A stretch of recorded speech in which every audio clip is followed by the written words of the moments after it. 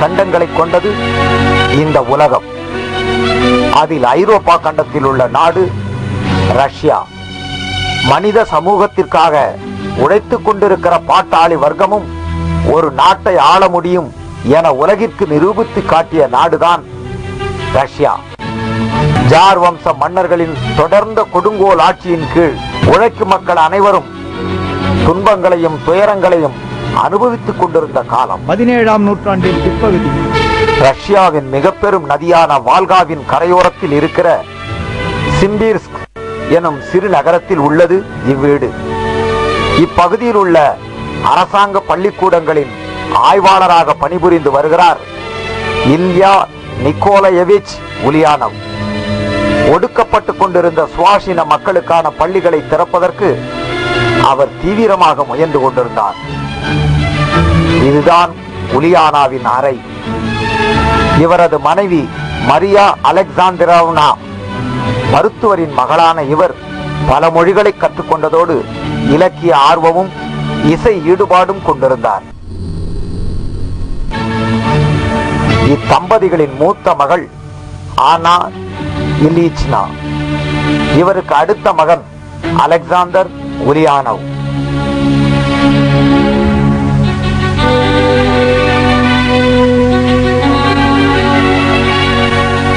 தாய் மரியா மூன்றாவதாக ஒரு ஆண் குழந்தையை பெற்றெடுத்தார். அக்குழந்தைக்கு அப்போது அவர்கள் சூட்டிய பெயர் விளாடிமிர் இல்யிச் உலியானவ். ஆனால் சுமார் 30 ஆண்டுகளுக்கு பிறகு இந்த குழந்தை வளர்ந்து பெரியவனாகி தனக்குத்தானே ஒரு பெயரை சூட்டிக் கொண்டது. அந்த பெயர் லெனின். மாபெரும் ரஷ்ய புரட்சியை நடத்தி காட்டிய ரஷ்ய பாட்டாளி வர்க்கத்தின் இணையற்ற தலைவன், உலகெங்கும் உள்ள உழைக்கும் மக்களின் நேசத்துக்குரிய தோழர் லெனின் இப்போது பிறந்திருக்கிறார். தாய் மரியாவுக்கு அதன் பிறகு ஒல்யா மற்றும் மரியா என்கிற 2 மகள்களும் டிமித்ரி என்கிற மகனும் பிறந்தார்கள். இதுதான் விளாடிமிரின் குடும்பம். விளாடிமிர் சிறு வயதில் தனது சகோதர சகோதரிகள் மற்றும் பிற சிறுவர் சிறுமியரிடம் சேர்ந்து விளையாடுவதில் மிகவும் விருப்பம் கொண்டிருந்தார். இதுதான் மாடியில் இருக்கும் விளாடிமிரின் அறை.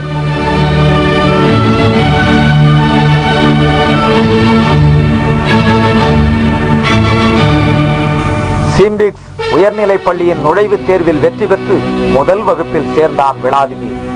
அப்போது அக்காள் அண்ணா பீட்டர்ஸ்பர்க்கில் உள்ள மகளிர் உயர்கல்வி கழகத்திலும், அண்ணன் அலெக்சாந்தர் பீட்டர்ஸ்பர்க்கில் உள்ள பல்கலைக் கல்லூரியிலும் படித்து வந்தனர். இந்த மலர்கள் உள்ள மேஜை விளாடிமிரின் 7ஆம் வகுப்பு மேஜை.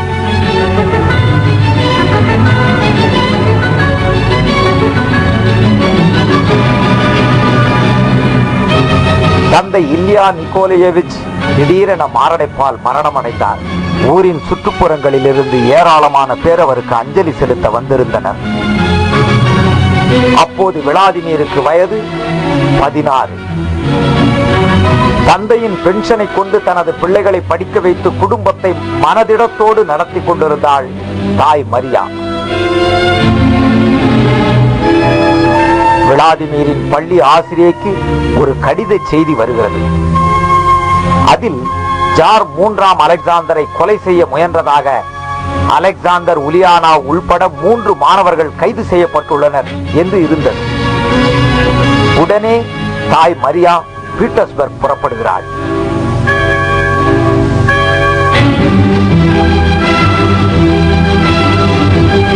அலெக்சாந்தர் தூக்கிலிடப்பட்டதாக பத்திரிகை சுவரொட்டிகளில் படிக்கிறான் விளாடிமீர். தாய் மரியா திரும்பி வந்தார்.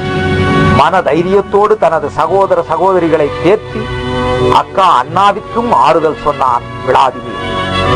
தனது 16 வயதில் அன்பான தந்தையை இழந்திருந்த விளாடிமீர் தனது 17 வயதில் அறிவார்ந்த அண்ணனையும் இழந்து விட்டார். சிம்பிக்ஸை காலி செய்துவிட்டு கசான் நகரம் சென்றது விளாடிமீரின் குடும்பம். கசான் பல்கலை கல்லூரியில் விளாடிமீர் சேர்ந்து படிக்க ஆரம்பித்தார்.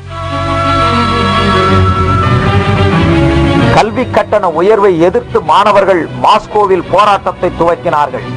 கசானுக்கு போராட்டம் பரவியது. மாணவர்கள் அடையாள சீட்டுகளை திரும்ப கொடுத்தனர். விளாடிமீரும் கொடுத்தார். அன்று மாலையே கைது செய்யப்பட்டு காக்குஷ்கினோ எனும் கிராமத்திற்கு அனுப்பப்பட்டான் விளாடிமீர். ருஷ்ய வரலாறு முழுவதையும் அவன் அங்குதான் படித்து முடித்தான். அப்போது விளாடிமீருக்கு வயது 18. தண்டனை முடிந்தது. மீண்டும் படிக்க கல்லூரியில் அனுமதி மறுக்கப்பட்டது. 4 வருட சட்டக்கல்வியை 1.5 ஆண்டிலேயே படித்து முடித்து பீட்டர்ஸ்பர்க் நகரில் நுழைவுத் தேர்வை எழுதினான் விளாடிமீர். இடம் கிடைத்தது. இப்போது சாமாரா நகரில் குடும்பம் வசித்து வந்தது. இங்குதான் மார்க்சியம் எனும் விஞ்ஞானத்தை மனிதகுலத்திற்கு தந்த பேராசான்கள் காரல் மார்க்ஸ், ஃபிரெடரிக் ஏங்கல்ஸ் ஆகியோர்களின் நூல்களை விளாடிமீர் ஆழ்ந்து கற்கத் துவங்கினார். படிப்பில் தேர்ச்சி அடைந்த விளாடிமீர் வழக்கறிஞராக பணியாற்றினார். ஏழைகளுக்காக மட்டுமே அவர் வாதாடினார். குடும்பம் சாமாராவில் இருந்து வெளியேறுகிறது. அக்கா, தம்பி, தங்கை ஆகியோர்களுடன் தாய் மரியா மாஸ்கோ புறப்படுகிறார். தனக்கான ஒரு வேலை திட்டத்தோடு பீட்டர்ஸ்பர்க் நகருக்கு சென்றார் விளாடிமீர். அப்போது அவருக்கு வயது 23. பீட்டர்ஸ்பர்க்கில் உள்ள நேவ்ஸ்கயா ஜஸ்தாவா எனும் தொழிலாளர் குடியிருப்புகளில் நடைபெறும் அவர்களது குழு கூட்டங்களில் தொடர்ந்து பேசிக் கொண்டிருந்தார் விளாடிமீர். மார்க்சியத்தை தொழிலாளர்களுக்கு எடுத்துரைத்தார். இந்நிலையில் தொழிற்சாலையில் ஏற்பட்ட கலகத்தால் தொழிலாளர்கள் முதலாளியின் கடையை உடைத்ததோடு நிர்வாகி வீட்டு வாசலில் தீயும் வைத்தனர். இதை கண்டித்து விளாடிமீர் தொழிலாளர்கள் எவ்வாறு நடந்து கொள்ள வேண்டும் என்பதை விளக்கி தனது முதல் துண்டு பிரசுரத்தை எழுதினார். அச்சடிக்க இயலாத நிலையில் தனது கையாலேயே ஏராளமான பிரதிகளை இரவு முழுவதும் எழுதினார். அப்பிரசுரம் தொழிலாளர்களிடம் மிக பெரும் தாக்கத்தை ஏற்படுத்தின. துண்டு பிரசுரங்கள் 100 கணக்கில் அச்சடிக்கப்பட்டு நகர் முழுவதும் விநியோகம் செய்யப்பட்டன. தொழிலாளர் சங்க பொறுப்பாளர்கள் அவற்றை விநியோகித்தனர். அவ்வாறு விநியோகம் செய்தவர்களில் ஒருவர்தான் மின்னி என எல்லோராலும் செல்லமாக அழைக்கப்பட்ட நதேஷ்டா கன்ஸ்தன்தினோவ்னா குரூப்ஸ்கயா. விளாடிமீர் மேலும் எழுத தேவையான தகவல்கள் மற்றும் குறிப்புகளை அவர் திரட்டி கொடுத்தார். சட்டவிரோதமான ரகசிய குழு கூட்டம் குரூப்ஸ்கயாவின் வீட்டில் நடைபெற்றது. ரபோச்சியே தெலோ தொழிலாளர் விவகாரம் எனும் பெயரில் செய்தித்தாள் வெளியிட அக்கூட்டத்தில் தீர்மானிக்கப்பட்டது. தலையங்கத்தினை விளாடிமீர் எழுதியிருந்தார். அப்போது அவருக்கு வயது 25. அன்று இரவு போலீஸ் அவரை கைது செய்தது. அதைத் தொடர்ந்த நாட்களில் 160 தொழிலாளர்கள் கைது செய்யப்பட்டனர். வேலை நிறுத்தங்களும் தொடர்ந்து நடைபெற்றுக் கொண்டிருந்தன. சிஷேன்ஸ் கொயே எனும் தொலைதூர சைபீரிய கிராமத்திற்கு விளாடிமீர் நாடு கடத்தப்பட்டார். 3 ஆண்டு தண்டனை அவருக்கு அளிக்கப்பட்டிருந்தது. ருஷ்யாவில் முதலாளித்துவத்தின் வளர்ச்சி எனும் நூலை எழுதினார். கைது செய்யப்பட்டிருந்த குரூப்ஸ் கயாவும் விளாதிமீரின் மணமகளாகி மனைவியாகி விளாதிமீர் தண்டனை அனுபவிக்கும் கிராமத்திற்கு வந்து சேர்ந்தார். குரூப்ஸ் கயாவும் விளாதிமீரும் இணைந்து வசித்து வந்த வீடு இதுதான். விளாதிமீருக்கு மட்டும் தண்டனை காலம் முடிவடைந்தது. அதே சமயம் தொழிலாளர் கட்சியின் முதல் காங்கிரஸ் கூடுவதற்கு முன்பாகவே அமைப்பாளர்கள் கைது செய்யப்பட்டனர். ஒரு பத்திரிகை மிக மிக அவசியம் என செயல்பட்டார் விளாதிமீர். உடல்நல சிகிச்சைக்கான அயல் நாட்டு பயணச்சீட்டை பெற்றுக்கொண்டு ஜெர்மனியில் உள்ள லைப்சிக் நகரத்திற்கு சென்றார் விளாதிமீர். அங்குள்ள இந்த வீட்டில்தான் முதல் இதழ் அச்சானது. இந்த சிறிய எந்திரத்தில் அச்சான அந்த பத்திரிகையின் பெயர் இஸ்க்ரா. தீப்பொறி என்பது அதன் பொருள். இதுதான் இஸ்க்ராவின் முதல் இதழ். விளாதிமீருக்கு இப்போது வயது 31. தான் எழுதி வைத்திருந்தவைகளை நூல்களாக வெளியிட்டார் விளாதிமீர். அந்நூல்களில் அவர் தனக்கு வைத்துக் கொண்ட பெயர்தான் லெனின். உலகம் முழுவதிலும் அறியப்பட்டிருக்கும் மாபெரும் பெயர் லெனின். அது மிக பெரும் மக்கள் எழுச்சியின் பெயர். ரஷ்ய புரட்சியின் இன்னொரு பெயர்.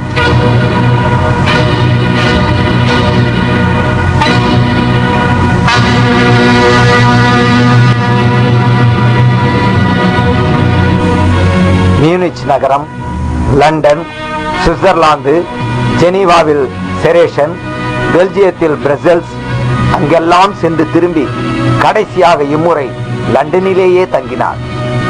கட்சி பிரதிநிதிகள் அனைவரோடும் சென்று ஹைகேட் மயானத்தில் அமைந்துள்ள கார்ல் மார்க்சின் கல்லறைக்கு சென்று அஞ்சலி செலுத்தினார். இஸ்க்ராவின் வருகைக்கு பின்னர் ரஷ்யாவில் நிலைமைகள் மாறுபட ஆரம்பித்தன. பீட்டர்ஸ்பர்கில் புத்த தீலவ் தொழிற்சாலையில் 3 பேர் வேலை நீக்கம் செய்யப்பட்டதை அடுத்து புயல் கிளம்பியது, பரவியது. 360 ஆலைகள் நின்றுவிட்டன.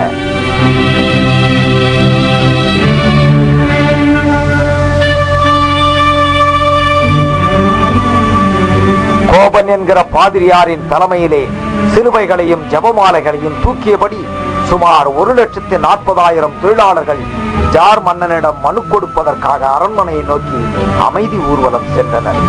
ஆனால் ஜார் சுடச் சொன்னார். போலீஸ் சுட்டது. 2000த்திற்கும் மேற்பட்டோர் காயமடைந்தனர். 1000த்திற்கும் மேலான தொழிலாளர்கள் கொல்லப்பட்டனர். ஜார் மன்னன் மீது இருந்த மிச்சம் மீதி நம்பிக்கையும் கொல்லப்பட்டது. நாடெங்கும் செய்தி பரவி போராட்டம் தீவிரமடைந்தது. இது கருப்பு ஞாயிறு, பிளாக் சண்டே என குறிப்பிடப்படுகிறது. இப்போது ஜெனீவாவில் இருக்கும் லெனினுக்கு இந்த சம்பவமும் போராட்டமும் தந்தி மூலம் அனுப்பப்பட்டது. லீபெரியேட் எனும் அவர் வெளியிட்டு வந்த செய்தித்தாளில் லெனின் இது குறித்து எழுதினார். புரட்சி நீடூழி வாழ்க. ரஷ்யாவிற்கு வந்த லெனின் அனைத்து ரஷ்ய போல்ஸ்விக் மாநாட்டில் கலந்து கொள்வதற்காக பின்லாந்து சென்றார். இங்குதான் தன்னுடைய கருத்துக்களுக்கு உறுதுணையாக இருந்து குழப்பவாதிகளையும் சந்தர்ப்பவாதிகளையும் எதிர்த்து தொடர்ந்து போராடி வந்த இவானிச் அல்லது கோமா என்று அழைக்கப்பட்டவரை சந்திக்கிறார். முதன்முறையாக நடந்த இந்த சந்திப்பில் தான் கோபா என்று அழைக்கப்பட்டவருக்கு ஸ்டாலின் என்கிற பெயரை முன்மொழிந்தார். உலக பாட்டாளி வர்க்கத்தின் 7 இணையற்ற மற்றொரு தோழர், பாட்டாளி வர்க்கத்தின் மாபெரும் படைத்தளபதி ஸ்டாலின். லெனினியத்தை உயர்த்தி பிடிப்பதிலும் கட்சியை காப்பாற்றுவதிலும் துரோகிகளை ஒழித்து கட்டுவதிலும் புரட்சிக்கு பிறகு சோசியலிசத்தை கட்சி காப்பாற்றியதிலும் இன்றளவும் எதிரிகளின் அச்சத்திற்குரியவராகவும் விளங்குகிற ஸ்டாலின் இதன் பிறகு பலமுறை அடிக்கடி லெனினை சந்திக்கிறார். ரஷ்யாவில் தொழிலாளர்கள் போராட்டம் தீவிரமடைந்தது. ஜார் மன்னன் நேரடியாக உத்தரவை பிறப்பித்தார், லெனினை பிடியுங்கள். பின்லாந்து துறைமுகம் வழியாக ஸ்வீடனுக்கு சென்றார் லெனின். ஸ்டாக்ஹோம் நகரில் வந்து சேர்ந்த குரூப்ஸ் கயாவுடன் சேர்ந்து கொண்டு ஜெனீவாவிற்கு தப்பிச் சென்றார். லெனினுக்கு அப்போது வயது 37. பல்வேறு இடங்களுக்கும் தப்பிச் சென்று வந்த லெனின் இப்போது இத்தாலிய தீவான காப்ரியில் தோழர்களுடன் சதுரங்கம் ஆடிக்கொண்டிருக்கிறார்.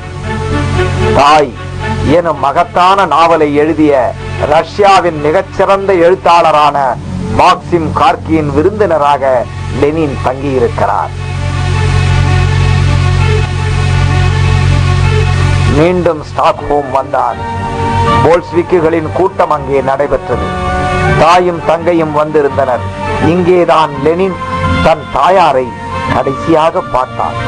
அதன் பிறகு தனது அருமை அன்னையை பார்க்கவே முடியவில்லை. ஸ்டாக்ஹோமில் இருந்து பிரான்சுக்கு வந்த லெனினும் குரூப் கயாவும் பாரிஸுக்கு சென்று அருகில் இருந்த லோன் ரூமோ என்னும் கிராமத்தில் ஒரு பள்ளிக்கூடத்தை துவக்கி நடத்தி வந்தனர்.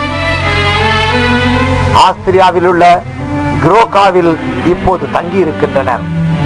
நவம்பர், டிசம்பர் ஆகிய 2 மாதங்களிலும் ஸ்டாலின் லெனினை சந்தித்து விட்டு செல்கிறார். ரஷ்யாவில் புரட்சி நடப்பதாக பத்திரிகைகளில் படித்தார். உடனே புறப்பட்டார். ஸ்வீடன், பின்லாந்து வழியாக பீட்டர்ஸ்பர்க் வந்தார். நள்ளிரவில் துறைமுகத்தில் வந்திறங்கிய அவர்களை தொழிலாளர்கள் பேண்டு வாத்தியங்கள் முழங்க வரவேற்றனர். மன்னராட்சி ஒழிந்தாலும் நாடு முதலாளிகளிடம் உள்ளது, நாம் சோசியலிச புரட்சி நடத்த வேண்டும் என்று அவர்களிடையே முழக்கம் செய்தார் லெனின். டவ்ரீதா அரண்மனையில் போல்ஷ்விக்குகளின் கூட்டத்தில் உரையாற்றுகிறார். பிராவ்தா பத்திரிகைக்கு தினமும் 2-3 கட்டுரைகள் எழுதினார். பெட்ரோகிராடில் நடைபெறுகிற ஆலை கமிட்டிகளின் மாநாடு. மேடையில் லெனின் இருக்கிறார். அவரது அருகே இருப்பவர் ஸ்டாலின். 1917 ஜூலை 4 ராணுவம் கடுமையாக சோதனையிட்டது. கட்சி மற்றும் பத்திரிகை அலுவலகங்கள் அடித்து நொறுக்கப்பட்டன, தீ வைத்து கொளுத்தப்பட்டன. போல்ஷ்விக் கட்சியின் மத்திய கமிட்டி லெனினை ரஸ்பீவ் எனும் ஏரிக்கரையில் உள்ள இந்த வீட்டில்தான் தற்காலிகமாக மறைத்து வைத்தது. பின்னர் பின்லாந்தில் உள்ள செஸ்ட்ரோவெட்ஸ் என்னும் சிற்றூருக்கு லெனினை அனுப்ப முடிவெடுத்தது மத்திய குழு. உடனே அவரது மீசையும் தாடியும் அழிக்கப்பட்டு இவ்வாறு மாற்றப்பட்டார். ஒரு சவரத் தொழிலாளியாக மாறி லெனினை இவ்வாறு முகம் மாற்றம் செய்தவர் வேறு யாருமில்லை, தோழர் ஸ்டாலின் தான். அக்டோபர் 7 லெனின் செஸ்ட்ரோவெட்ஸ் சென்றார். கட்சி தலைமறைவாக அவரை தங்க வைத்தது. அக்டோபர் 10 மத்திய குழுவின் வரலாற்று சிறப்புமிக்க காங்கிரஸ் கூடியது. இதோ லெனின் எழுதிய இந்த தீர்மானத்தை 23ஆம் தேதி அன்று காங்கிரஸ் ஏற்றுக்கொண்டது.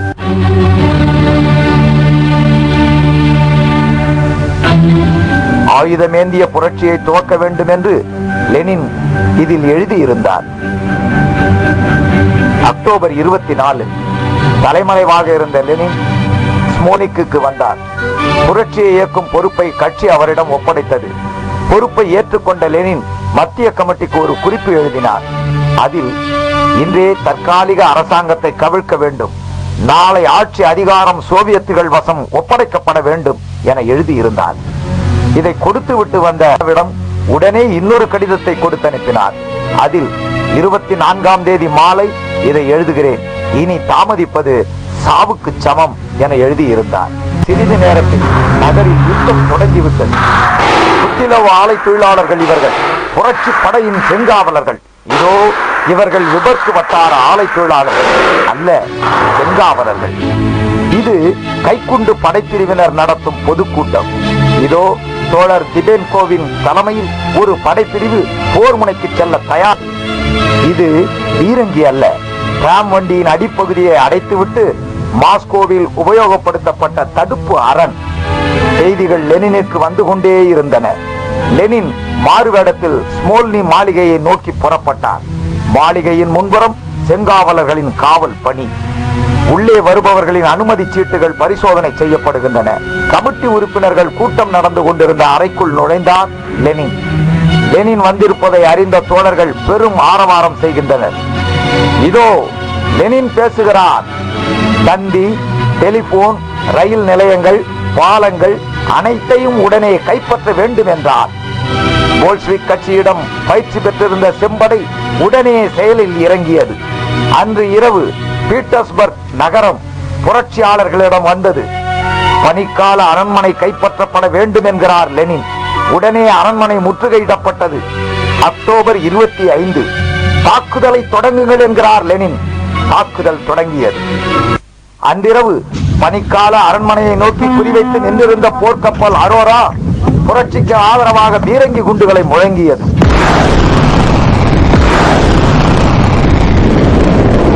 புரட்சிகர தொழிலாளர்களும் செம்படை வீரர்களும் கப்பல் மாலுமிகளும் அரண்மனைக்குள் புகுந்தனர்.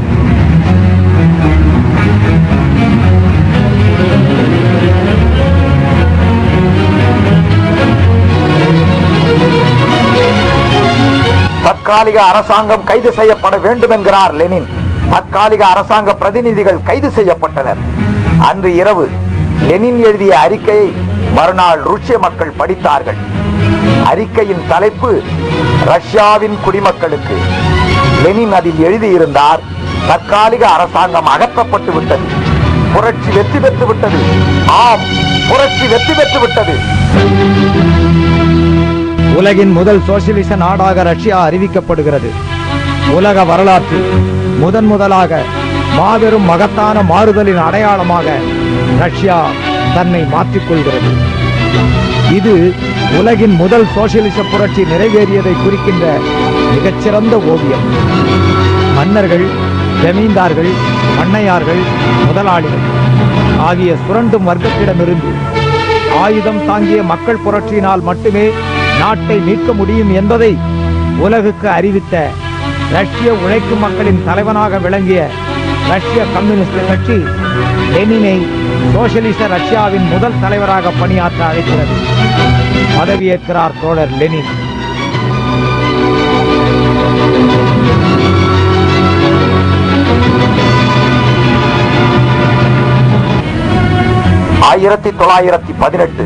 மார்ச் 11 மாஸ்கோவிற்கு லெனினும் பிரதிநிதிகளும் சென்றனர்.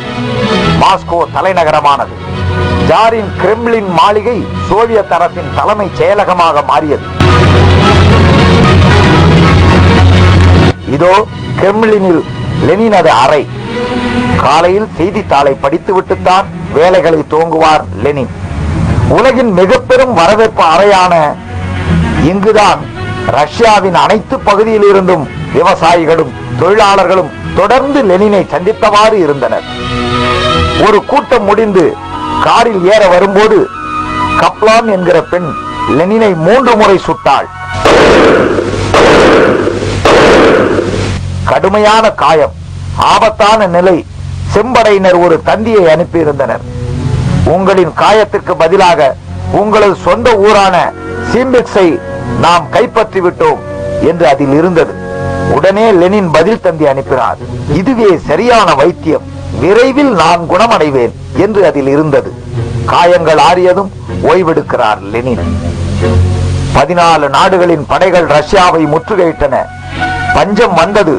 உணவு, உடைகள் போதுமானதாக இல்லை. லெனின் அறிவிக்கிறார், பணக்காரர்களிடமிருந்து பறித்துக் கொள்ளுங்கள், அவர்களை உழைத்து சாப்பிட சொல்லுங்கள். 1918 நவம்பர் 7 புரட்சியின் 2ஆம் ஆண்டு விழா கொண்டாட்டங்களில் கலந்து கொள்கிறார். வழக்கம் போலவே குழந்தைகளின் நடுவில். இது மாபெரும் மக்கள் தோழனின் வணக்கம். புரட்சி நிறைவேறிய அக்டோபர் 25ஆம் தேதியானது புதிய கேலண்டர் முறைப்படி நவம்பர் 7ஆக மாறுகிறது. இனி நவம்பர் 7 தான் ரஷ்ய புரட்சி நாள். 1920 மே 1 மே தினம் ருஷ்ய விருப்ப துண்டு நாளாக அறிவிக்கப்படுகிறது. ஊதியமின்றி ஒரு நாள் உடல் உழைப்பை விருப்பமுள்ளவர்கள் தருமாறு சோவியத் அரசு மக்களை விளம்பர சுவரொட்டிகள் மூலமாக கேட்டுக்கொள்கிறது. இந்த அழைப்பை ஏற்று ஒரு பூங்காவை சுத்தம் செய்யும் வேலையில் ஈடுபட்டார் லெனின். இது முடிந்துதான் இங்கே மார்க்ஸ் ஏங்கல்ஸின் தற்காலிக நினைவு சின்னத்தின் முன்னே நின்று உரையாற்றுகிறார் லெனின். மக்கள் கல்வி அறிவு பெற வேண்டியதின் அவசியத்தை வலியுறுத்தியும் சுவரொட்டிகள் ஒட்டப்பட்டன. போர் முனைகளில் சோவியத் மக்கள் யார் பக்கம் இருக்க வேண்டும் என்பது குறித்தும் போல்ஷிவிக் அரசு சுவரொட்டிகளை ஒட்டியிருந்தது.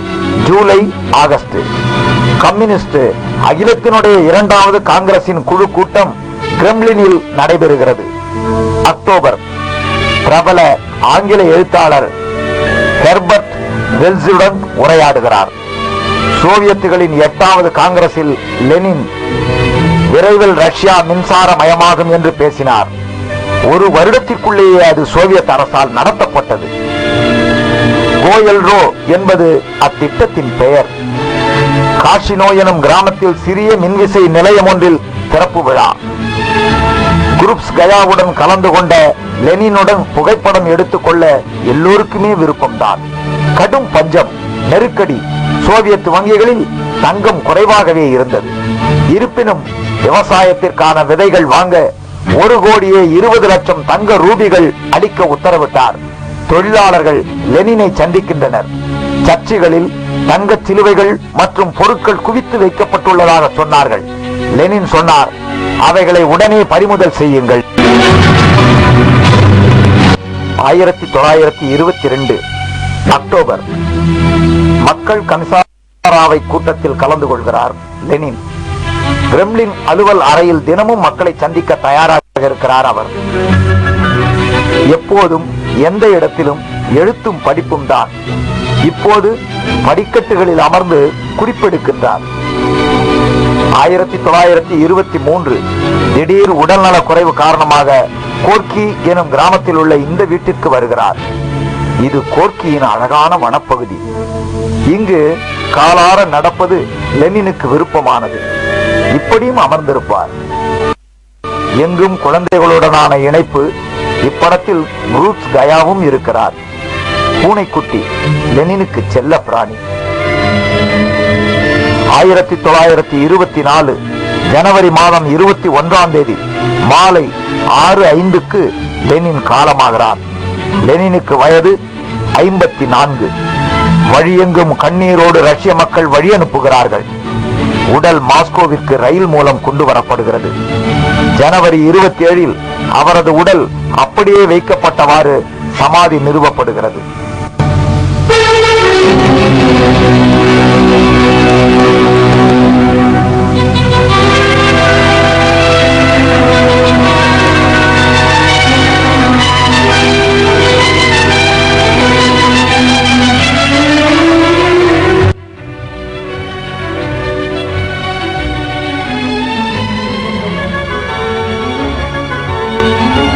இது சோவியத் ரஷ்யாவின் செஞ்சதுக்கம். இங்குதான் லெனின் உறங்கிக் கொண்டிருக்கிறார். எல்லா தேசிய தினங்களிலும் மக்கள் இங்கு கூடுகிறார்கள் லெனினுக்கு அஞ்சலி செலுத்த.